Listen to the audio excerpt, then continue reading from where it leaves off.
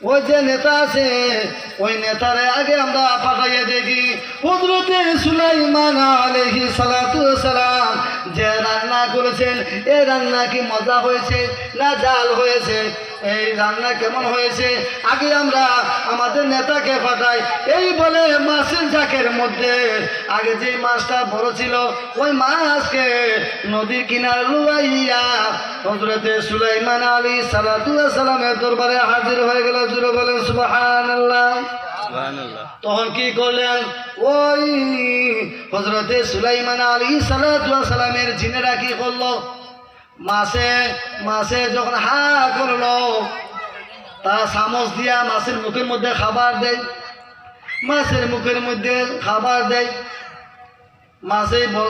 মাছে টেরই পাইতেছে না।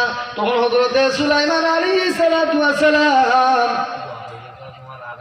হযরতে সুলাইমান আলাইহিস সালাতু ওয়াস সালাম বললে, হে জিনেরা তোমরা এক কাম করো, এই মাছের মুখের ভিতরে যত ডেক আছে ওই ডেকগুলারে তোমরা এই মাছের ভিতরে নিয়ে দিয়ে দাও, আমার সময় নাই সংখ্যা পড়তেছি।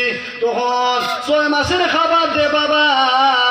এই মাছে খাইতে খাইতে হা করিয়া তার মধ্যে ডাক দিয়া বলে, হে সুলাইমান আমি নদীর মাছ বলতেছি, তুমি আমারে কি খাওয়াইলাই? আমার পেটই বলছে না, আমি আমার আল্লাহর দরবারে আমি আল্লাহর কোর্টের মধ্যে তোমার নামে মামলা করবো। সুলাইমান ওই আর কোনো খাবার আসেনি, তুমি তাড়াতাড়ি খাবার দিয়ে দাও। জোরে বলেন সুবহানাল্লাহ।